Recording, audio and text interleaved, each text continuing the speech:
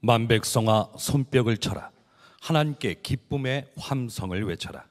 주님은 두려워할 지존자이시며 온 땅을 다스리는 크고도 큰 왕이시다. 주님은 만백성을 우리에게 복종케 하시고 문 나라를 우리 발 아래 무릎 꿇게 하신다. 주님은 우리에게 땅을 선택해 주셨다. 이 땅은 주님께서 사랑하시는 야곱의 자랑거리였다. 환호소리 크게 울려 퍼진다. 하나님이 보좌에 오르신다. 나팔소리 크게 울려 퍼진다. 주님이 보좌에 오르신다. 시로 하나님을 찬양하여라. 시로 찬양하여라. 시로 우리의 왕을 찬양하여라. 시로 찬양하여라. 하나님은 온 땅의 왕이시니 정성을 다하여 찬양하여라. 하나님은 문 나라를 다스리는 왕이시다. 하나님이 그의 거룩한 보좌에 앉으셨다. 온 백성의 통치자들이 아브라함의 하나님의 백성이 되어 다 함께 모였다. 열광의 군왕들은 모두 주님께 속하였다. 하나님은 지존하시다. 우리가 하나님을 다 믿는 사람들입니다. 우리에게는 하나님을 믿는다는 게 자연스러운 일이긴 합니다만, 어떤 분들에게는 보이지 않는 하나님을 믿는다는 게 참 이상하게 생각이 될 만한 일이기도 합니다. 그런 뜻에서 보면 하나님을 믿는다고 생각하는 것이 참 놀라운 일이기도 합니다. 그렇지만 사람이 눈에 보이지 않는다고 그래서 하나님을 믿지 못한다는 것도 참 안타까운 일이기도 합니다. 지난 주간에 어떤 분이 아주 참 특별한 사진 전시회에 저에게 찾아와서 설명을 해주시는데, 참 놀라운 전시회가 세종문화회관에서 열리더라고요. Sight Unseen이라고, 보여지지 않는 시각, 이런 이름의 사진전입니다. 그 시각 장애인들이 사진을 찍어서 그것을 전시하는 겁니다. 보이지 않는 시각 장애인들이 어떻게 사진을 찍지요? 세계적으로 대단히 유명한 전시회입니다. 11번째 전 세계에서 전시회가 있었는데, 타임지나 또는 BBC 방송이나 아주 극찬을 한 전시회입니다. 아시아에서는 우리나라에서 처음 열리는 12번째 전시회가 세종문화회관에서 열립니다. 저는 처음에 잘 믿어지지 않았어요. 시각장애인들이 사진 전시회를 한다니. 그런데 그 시각장애인들이 찍은 사진 몇 컷을 보니까 세상에 잘 믿어지지 않을 정도의 놀라운 작품이 찍혔습니다. 보이지 않는 그분들이 보는 눈이 있더라고요. 그분들이 사진을 찍을 때 느껴지는 어떤 공기, 그리고 감촉, 소리, 그런 걸 통해서 지금 어떤 장면이 펼쳐질 것이라고 하는 것을 마음에 그린답니다. 그리고 어떤 결정적인 순간에 사진을 셔터를 누르는 거예요. 그리고 그 작품들이 전시되어져 있습니다. 서점에 가면 할인권도 가져다 놓으시라고 그랬는데, 관심이 있는 분들은 한번 꼭 가서 보시기 바랍니다. 도대체 우리가 본다는 것을 어떻게 정의해야 하죠? 시각장애인들이 무엇을 보고 사진을 찍는다면 우리가 눈으로 보는 것과 전혀 다른 엄청난 세계가 우리의 내면에 있다는 걸 말하잖아요. 우리가 다 그 증인들입니다. 사람들은 하나님이 어디 계시냐고 말하지만 우리는 하나님을 어떻게 안 믿을 수 있느냐고 말합니다. 정말 놀랍잖아요. 우리가 하나님을 믿으니까 하나님의 말씀대로 담대하게 사는 겁니다. 하나님의 말씀대로 산다는 것은 용기가 필요합니다. 왜냐하면 세상적인 가치관과 너무 다르니까. 하나님의 말씀대로 살아서 이 세상에서 견뎌낼 수나 있을까요? 그럴 정도로 하나님의 말씀대로 산다는 것은 어리석게도 보이고 미련한 것처럼도 보이고 나약한 것처럼도 보이는데, 어떻게 하나님의 말씀대로 살지요? 하나님이 믿어지니까. 하나님이 믿어지니까 하나님의 말씀대로 살게 되는 거고, 그래서 하나님을 믿는 사람과 하나님을 믿지 않는 사람은 삶이 엄청나게 다른 겁니다. 우리가 하나님을 믿는다는 것 자체가 너무나 놀랍고 기적과 같다는 사실을 알 필요가 있습니다. 그런데 하나님을 믿는다는 사람들도 다 똑같은 건 아니에요. 하나님을 참 다양하게 믿습니다. 어떻게 하나님을 믿는 것이 가장 잘 믿는 거죠? 오늘 여기 성경 본문에 보면 우리에게 아주 놀라운 도전을 하고 계신데 1절 말씀에 만 백성아 손뼉을 쳐라, 하나님께 기쁨의 함성을 외쳐라, 그렇게 말씀합니다. 하나님을 찬양하되 손뼉을 치면서 기쁨의 함성을 외치면서 그렇게 하나님을 찬양하라고 오늘 말씀에서 시작합니다. 윌리엄 로우라고 하는 영성신학자가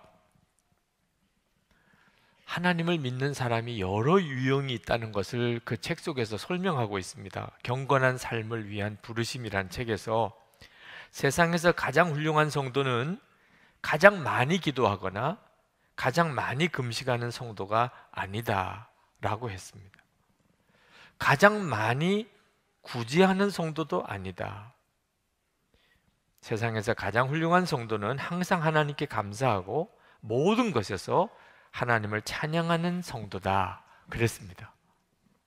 여러분, 하나님을 믿어도 아주 다양한데 하나님을 가장 잘 믿는 기준이 하나님을 찬양하는 겁니다. 어느 정도로 찬양하느냐? 박수를, 손뼉을 치면서 큰 소리로 기쁨으로 하나님께 외치는 이런 찬양을 드리는 성도가 하나님을 진짜 잘 믿는 성도라는 겁니다. 지금 중보기도로 새벽기도회가 이제 이번 주일부터 본격적으로 바뀝니다. 지금 오늘 주일은 기도에 대해서 말씀을 드려야 될 주일입니다. 근데 하나님이 기도에 대한 말씀은 지난 주일에 하게 하고 이제 오늘 특별히 이제 기도에 대해서 더 강조를 해야 될 오늘은 찬양을 말씀하시니 제가 하나님의 뜻이 무엇인가를 한참을 생각을 했습니다. 하나님의 너무나 놀라운 메시지가 있었어요. 여러분, 우리가 이렇게 새벽마다 모여서 이제 선교 완성을 위해, 민족의 통일을 위해, 한국교회의 부흥을 위해서 중보하겠다고 했는데 이제 가장 중요한 관건은 언제까지 할 거냐 하는 겁니다. 아마 여러분 내일은 나오실 거죠. 이제 그러나 문제는 이제 언제까지 새벽기도를 그렇게 할 수 있을 건지가 문제죠. 하나님께서 오늘 말씀을 통해서 우리에게 말씀하시는 것이 있습니다. 그것은 기도를 지속하기 위해서는 반드시 마음의 심령에 하나님을 향한 찬양이 있어야 한다는 겁니다. 기도는 우리들보다 더 열심히 하는 종교가 있습니다. 아주 기도하면 극성스러운 종교가 있습니다. 기도만 하는 것 가지고서 아직까지 이 사람이 진짜 하나님의 사람인지를 확인하기는 부족하다는 거예요. 그럼 뭘 보고 이 사람이 진짜 하나님의 사람인 걸 확실히 알 수 있지요? 찬양을 보고 안다는 겁니다. 우리가 기도를 하되 기도가 끝까지 힘을 얻어서 하나님이 우리의 기도를 계속 이끌어 줄 수 있는 사람이 되려면 단순히 기도만 열심히 하려고 해서는 안 된다는 겁니다. 반드시 그 마음의 깊은 곳에서 찬양이 있는 자여야 한다는 겁니다. 우리는 여러분 기도하십니까? 이렇게 물으면 다 기도하신다고 그럴 거예요. 매일 기도하십니까? 그렇게 물어도 아마 우리 중에 상당히 많은 사람이 예, 제가 매일 기도합니다. 그렇게 대답하실 거예요. 근데 질문을 바꾸어서 당신은 찬양하십니까? 매일 찬양하십니까? 이렇게 물으면 당황스러우실 거예요. 나는 기도는 중요하다고 생각했어요. 그런데 매일 찬양을 드려야 한다는 것에 대한 생각은 전혀 하지 못하고 살아왔던 이들이 있을 겁니다. 우리는 기도하지 못하면 하나님 앞에서 신앙생활을 제대로 못하고 있다는 죄책감도 듭니다. 그런데 찬양하지 않는 것에 대해서는 별로 마음 쓰지를 않습니다. 근데 하나님은 오늘 우리에게 결코 그렇지 않다는 겁니다. 우리가 진짜 하나님을 믿는 증거는 기도에서 찾기보다 찬양에서 찾아야 한다는 거예요. 우리 속에 찬양이 계속 있으면 그러면 기도도 할 수 있고 전도도 할 수 있고 사랑도 할 수 있습니다. 근데 찬양이 사라져버리고 나면 그러면 모든 것에 힘이 다 빠지기 시작합니다. 우리는 기도를 하는지 안 하는지 우리 자신을 점검도 해야 하지만 더 중요하게 점검해야 될 것은 내가 찬양을 하고 있는지 아닌지입니다. 내 속에 찬양이 그쳤는지 이건 우리가 심각하게 점검해 봐야 됩니다. 하나님이 우리를 왜 만드셨을까요? 하나님은 도대체 우리를 왜 만드셨죠? 하나님 왜 나를 이 세상에 태어나게 하셨나요? 이런 질문하는 사람도 있습니다. 도대체 하나님 왜 나를 이 세상에 태어나게 하셨을까? 궁금하신가요? 성경은 말하기를 하나님께 찬양하게 하기 위해서 그랬다는 겁니다. 이사야 43장 21절에 이 백성은 내가 나를 위하여 지었나니 나의 찬송을 부르게 하려 함이니라. 여러분 놀랍지 않습니까? 좀 충격이 되지 않아요? 하나님이 나를 하나님께 찬양을 부르게 하려고 만드셨다. 자, 그 말씀에 비추어 보면 지금 내가 잘하고 있는지 못하고 있는지 심각하게 됩니다. 여러분은 정말 찬양하는 그 사람입니까? 다윗은 일평생 찬송하며 살았습니다. 그 다윗이 훌륭했던 점이죠. 다윗이 하나님의 사람인 증거 중에 가장 대표적인 증거가 다윗의 찬양입니다. 초대교회 선교사님들, 전도자들, 그들은 정말 목숨을 걸고 전도한 사람들입니다. 그러나 그들이 전도에서 구별되는 것이 아니고 찬양에서 구별되는 사람이었습니다. 그들이 목숨을 걸고 전도할 수 있었던 힘이 어디서 왔습니까? 그들은 찬양하는 사람이었기 때문입니다. 바울과 실라가 빌립보 감옥에 전도하다가 붙들려서 매맞고 감옥에 갇혔잖아요. 감옥에 갇힌 사람이 어떻게 전도합니까? 이제는 전도 못하게 됐죠. 그러나 감옥에 갇힌 사람도 여전히 할 수 있는 것이 있는데 그것은 찬양이었습니다. 그래서 바울과 실라가 전도할 수 없이 감옥에 갇혔을 때 그들은 여전히 찬양했습니다. 그리고 지진이 일어났어요. 옥문이 활짝 열렸습니다. 빌립보 간수장이 예수 믿는 역사가 일어났습니다. 그러니까 여러분, 예수 믿는 성도들의 모든 삶의 밑바탕은 찬양입니다. 찬양이 있으면 기도도 살고 전도도 살고 사랑도 할 수 있습니다. 그런데 찬양이 그치고 나면 모든 것이 다 죽어가기 시작합니다. 하나님께서 제게 새벽에 기도만 열심히 하려고 하면 안 된다고 하셨어요. 성도들의 마음에 심령에 찬양을 잃어버리면 그러면 기도도 곧 사그러지고 만다는 겁니다. 찬양은 우리가 정말 하나님의 나라를 보았는지, 하나님이 왕 중에 왕이신 것을 진짜 아는지를 점검해주는 중요한 징표입니다. 찬양은 흉내낼 수가 없는 거예요. 하나님의 나라가 정말 있다는 사실을 보았고 하나님이 왕 중에 왕이신 것을 아는 사람은 그냥 속에서부터 찬양이 터져 나옵니다. 이 시편 47편도 하나님의 나라와 하나님의 왕 되심을 아는 자였기 때문에 하나님께 드려진 노래입니다. 2절에 보면 주님은 두려워할 지존자이시며 온 땅을 다스리는 크고도 큰 왕이시다. 5절에 환호소리 크게 울려 퍼진다. 하나님이 보좌에 오르신다. 나팔소리 크게 울려 퍼진다. 주님이 보좌에 오르신다.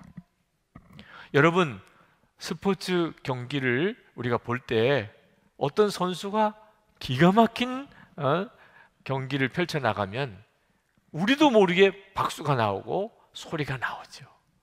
그게 저절로 되는 겁니다. 아니, 봄날에 꽃이 피어있는 들판과 산을 보고도 우리의 마음속에서부터 탄성이 터져 나오고 소리가 나오게 돼 있습니다. 그건 저절로 나오는 거예요. 하나님을 찬양하는 것도 마찬가지입니다. 우리가 하나님의 나라를 보고 그 영광을 보고 하나님이 왕의 왕 되심을 알고 나면 그건 찬양은 저절로 나오는 겁니다.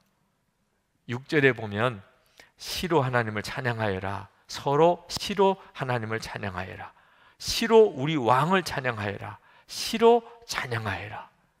성경에 이렇게 반복이 나오는 것은 대단한 강조인데 4번이나 강조가 나옵니다. 지금 이 시편 기자가 완전히 사로잡혀 있는 거예요. 하나님의 나라가 있구나, 하나님이 왕의 왕이시구나. 여러분, 하나님을 찬양하는 것은요 천국의 일입니다.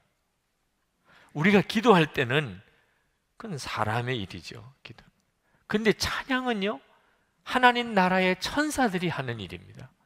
그러므로 여러분이 기도할 때까지만 해도 아직까지 천국의 삶을 산다고 말하기는 어렵습니다. 근데 찬양할 때는 우리가 이 세상에 살지만 천국의 삶을 사는 겁니다. 여러분이 죽고 난 다음에, 그 다음에 여러분 천국에서 눈을 뜨고 나면 여러분 어디 있을 것 같습니까? 찬양하는 사람 속에 있게 됩니다. 상상이 잘 안 되십니까? 성가대를 보십시오. 네. 저렇게 서 있을 거예요. 찬양하는 사람 속에 있게 될 겁니다. 여러분 천국에 사는 연습을 하려면 성가대 하십시오. 아주 그 실감이 딱 납니다. 네. 할렐루야. 우리 찬양대는 찬양곡을 외워서 부르는 찬양대이기 때문에 감히 찬양대 하려고 엄두를 못 내는 분도 있다는 말을 들었습니다. 근데 여러분 생각을 바꾸어 보면 도전해 볼 만하잖아요. 그죠?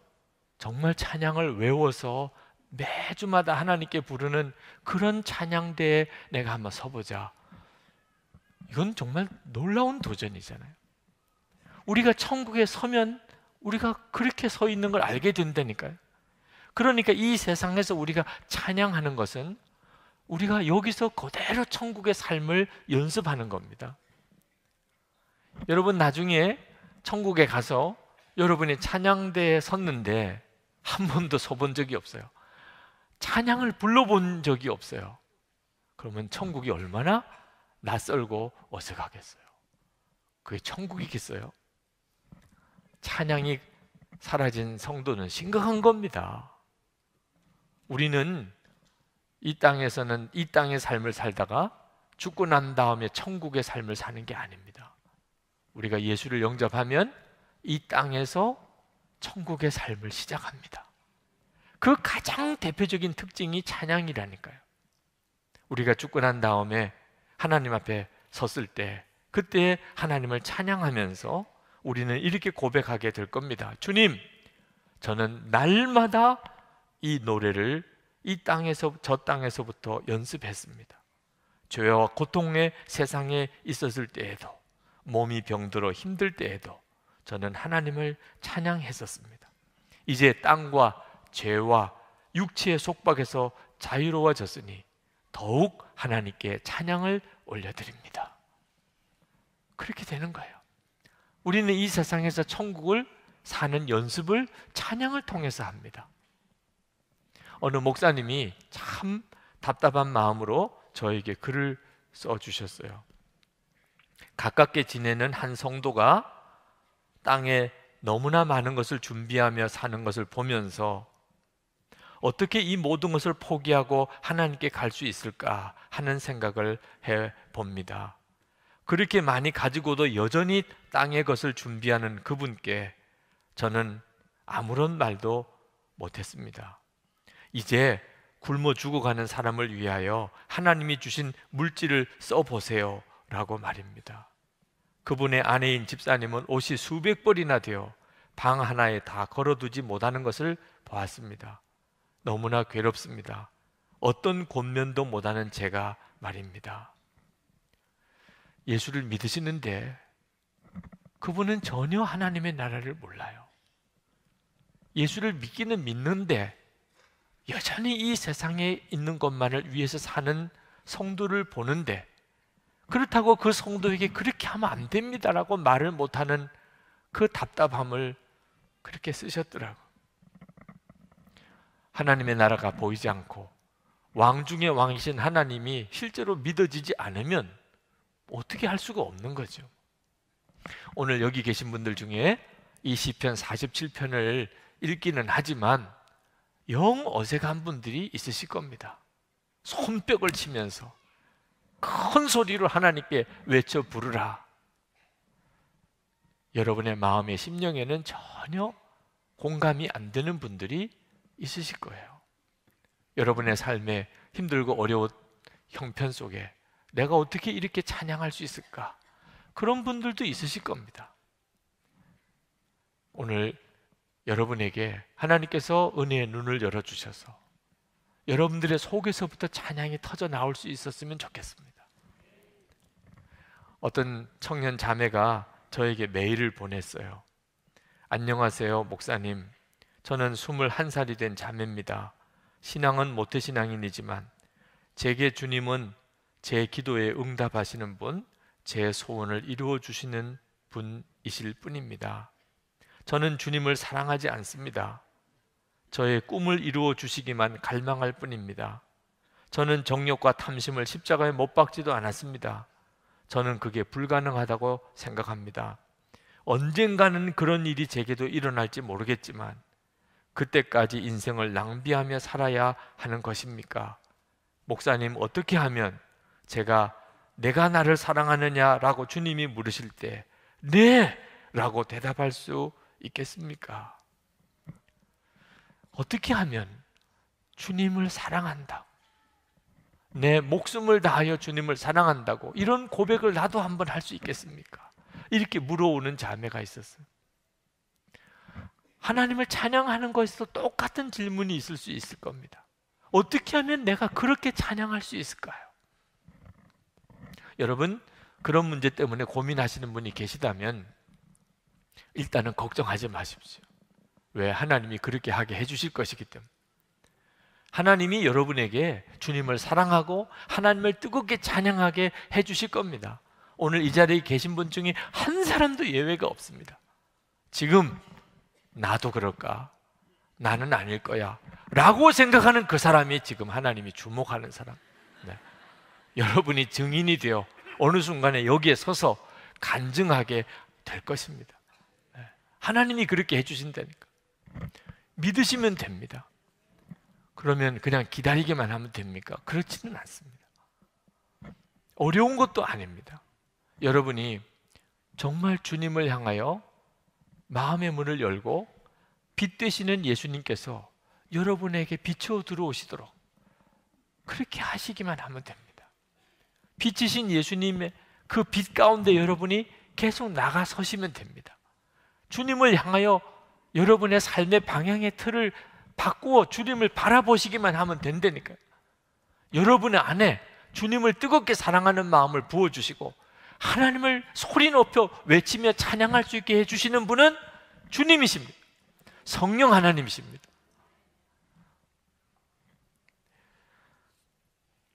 제게 아주 인상 깊은 책 하나가 있었습니다. 신문에서 Live It Up이라고 하는 책 소개 글을 읽었습니다. 제가 그 책을 주문해서 읽었습니다. 그 책은 리처드 와이즈만이라는 분이 쓴 책인데 한마디로 결론을 지어 말하면 행동이 마음을 바꾼다는 겁니다. 성큼성큼 걷는 이는 발을 질질 끄는 이보다 더 높은 행복감을 느낀다. 우울증 환자가 얼굴을 찡그리지 못하도록 주름이 생기는 부위에 보톡스 주사를 놨더니 효험을 보았다. 지금 삶이 자신이 원하는 것이 아니라면 자신을 지배하는 습관과 이별해보라. 젊은 사람처럼 행동하는 습관을 가지면 노화도 늦춰진다. 습관을 바꾸면 운명이 바뀐다. 대략 이런 내용입니다. 아주 깊은 신앙적인 교훈을 담고 있는 그런 책은 아닙니다. 일반적인 심리적인 분야에 관한 책입니다. 그런데 제가 이 책에 대해서 아주 관심이 가는 내용이 있었어요. 그것은 연극이나 영화에서 연인 역을 맡은 그런 배우들이 연극을 하고 영화를 찍다가 그만 사랑에 빠져버리는 일이 있다는 거예요. 헐리우드 배우인 리차드 버튼과 엘리자베스 테일러가 1963년 영화 클레오파트라를 함께 찍다가 사랑에 빠졌고, 브래드 피트와 앤젤리나 졸리가 2005년 미스 앤 미세스 스미스라는 영화를 찍다가 거기에 부부로 출연했는데 실제로 연인이 됐다는 겁니다. 그래서 심리학자인 로버트 앱스타인이 배우들이 영화 찍다가 사랑에 빠지는 일이 왜 일어나는지 한번 실험을 해봤답니다. 실험에 참가한 생면부지의 남녀를 임의로 그냥 짝을 지어 주었습니다. 그리고 서로 박자에 맞추어서 함께 호흡을 이렇게 하게 하고, 연인처럼 서로 눈을 오래 응시하게 하고, 몸이 닿지 않는 상태에서 최대한 가까이 이렇게 붙어 있게 했더니 참가자 대부분이 상대방에 대해서 친밀함을 느꼈다는 거예요. 일부 남녀는 시키지도 않았는데 키스까지 했다는. 눈 쳐다보는 거 조심해야 돼요. 네.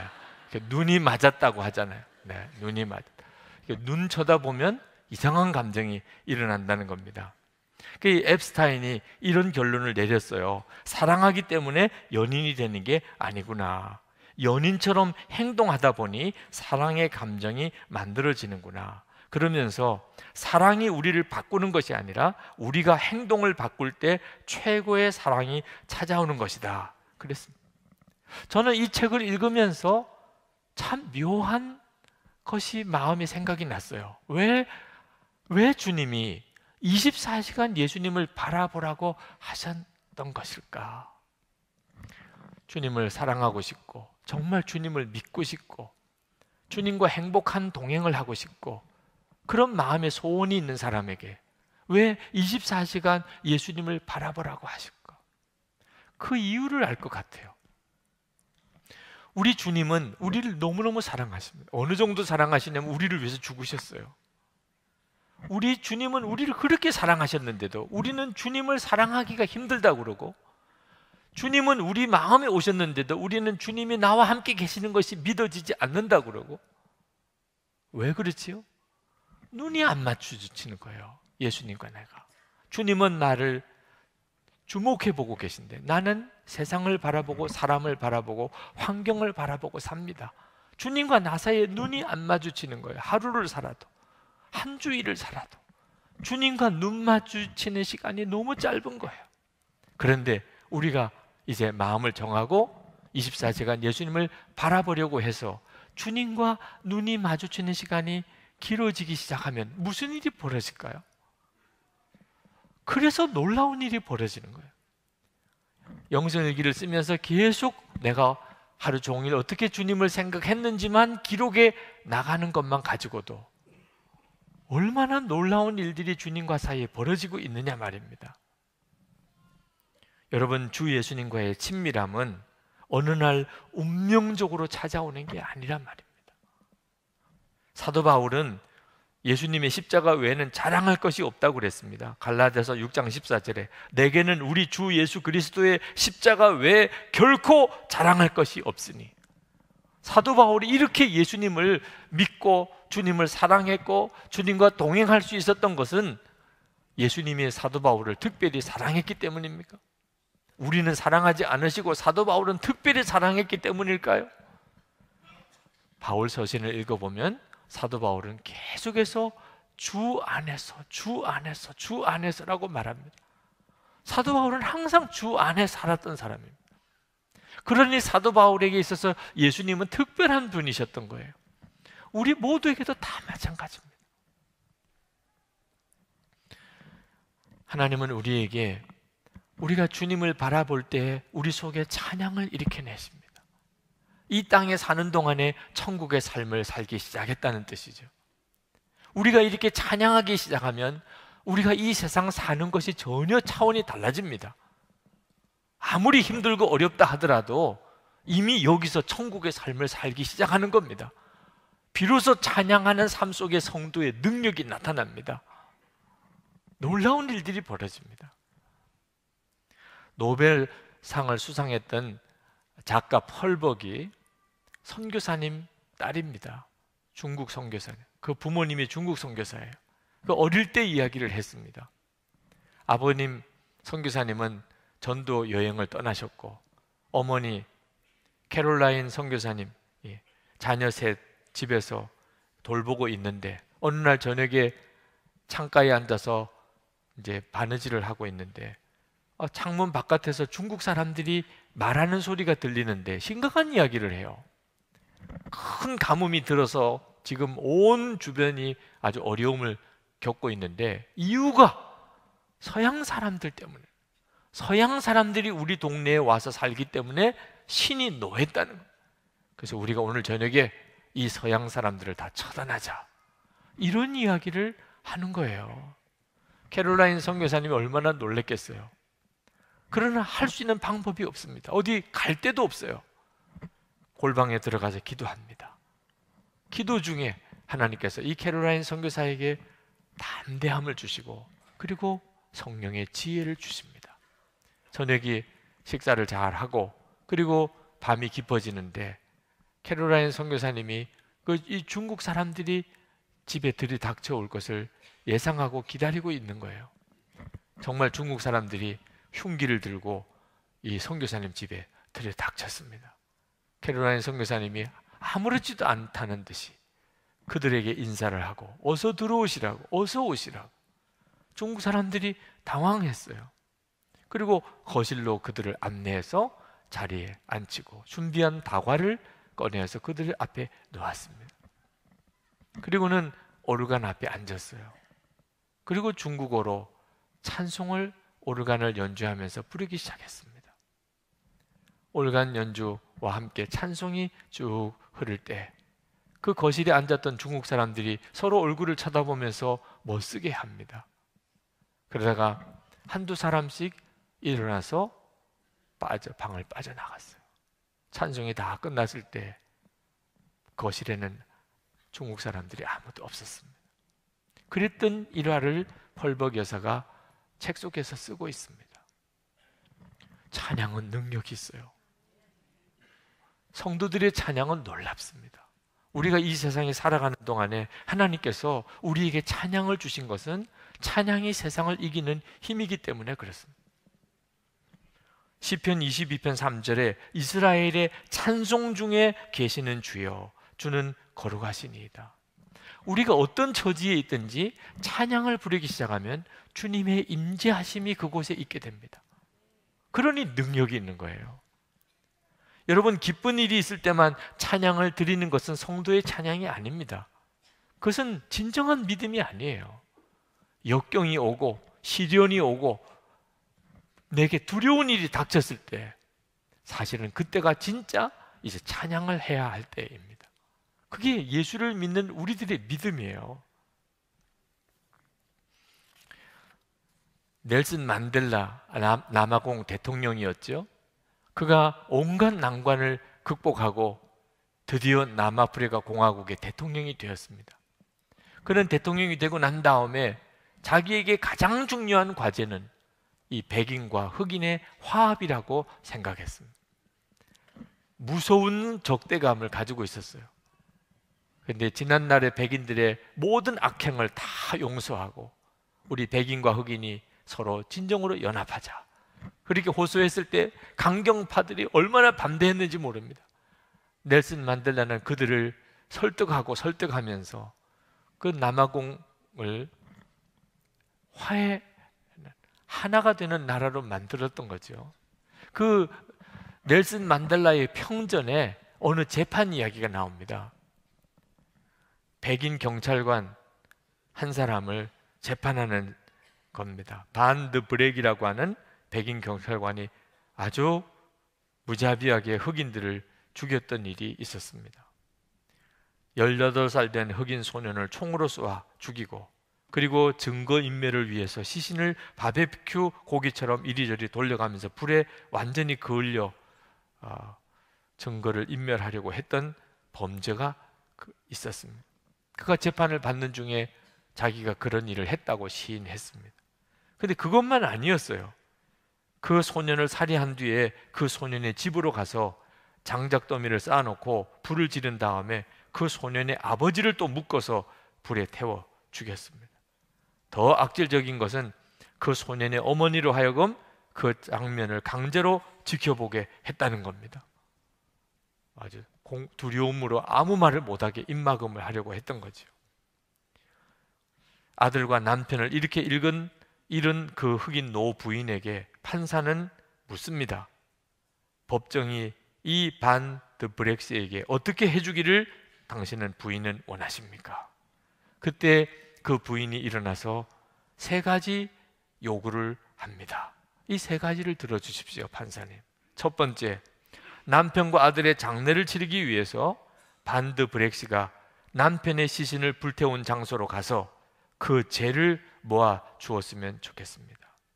두 번째, 반 드 브렉시가 우리 가족들을 전부 죽였지만 나는 그와 함께 나눌 사랑을 아직도 가지고 있기에 한 달에 2번은 우리 집에 와서 나와 함께 시간을 보내기를 원합니다. 그에게 엄마 노릇을 해주고 싶습니다.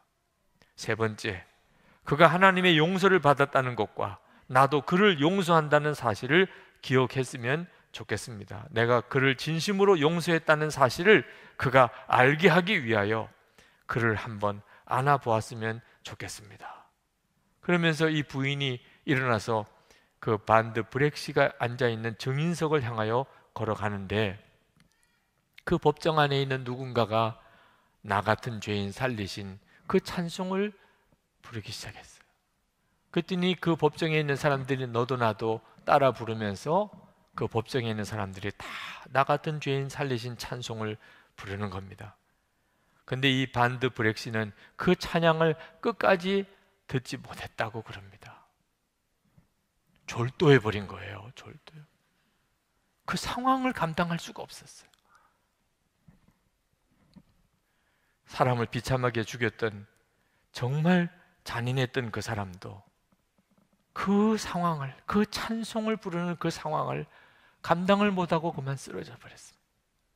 여러분, 우리가 역경이 왔을 때, 말할 수 없는 시련이 왔을 때, 그때 우리가 찬송을 부르면 사단은요 화를 냅니다.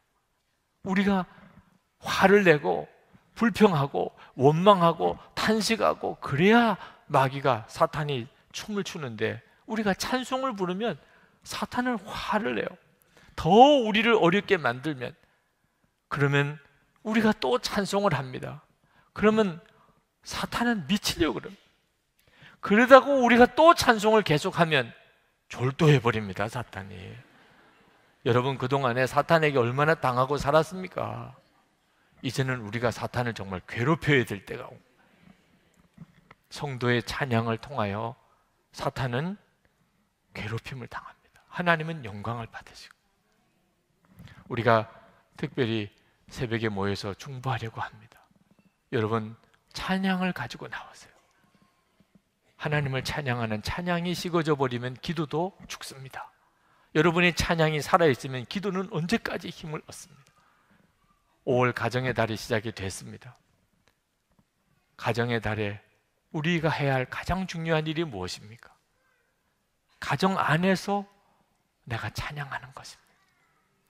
찬양이 있으면 우리 가정은 주님의 임재하심 속에 삽니다. 찬양이 죽으면 모든 게 다 죽습니다. 오늘 성찬을 받으실 텐데, 이 성찬은 주 예수님, 그 주님이 우리와 함께 하심을 우리 가운데 다시 확인시켜 주시는 은혜의 시간입니다. 우리가 예수님을 진정으로 우리의 마음에 영접하고 주님을 바라보면 우리 속에 찬양의 기적이 일어납니다. 찬양이 일어납니다. 오늘 이 시간 여러분 모두에게 이 성찬을 통하여 주님의 찬양이 회복이 되기를 축복합니다. 이제 우리 간절한 마음으로 기도하면서, 주여, 성찬 중에 주님과 온전히 연합되기를 원합니다. 기도하면서 우리 성찬을 받겠습니다. 기도하겠습니다.